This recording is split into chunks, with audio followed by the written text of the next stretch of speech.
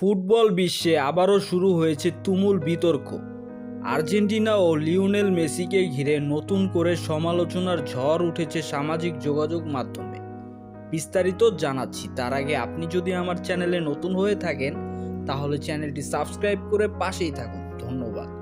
অনেকেই দাবি করছেন একটি বিতর্কিত রেফারিং সিদ্ধান্তের কারণে ম্যাচের ফলাফল নিয়ে প্রশ্ন উঠেছে। ম্যাচ চলাকালে রেফারি কয়েকটি সিদ্ধান্তকে কেন্দ্র করে ক্ষোভ প্রকাশ করেছেন।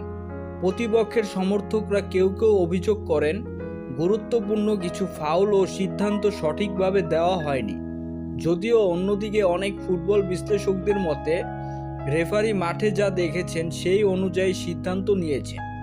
এদিকে ম্যাচ শেষে আবেগঘন মুহূর্তের ছবিও ভাইরাল হয়েছে। সেই ছবি নিয়ে নানা ধরনের ব্যাখ্যা ছড়িয়ে পড়েছে।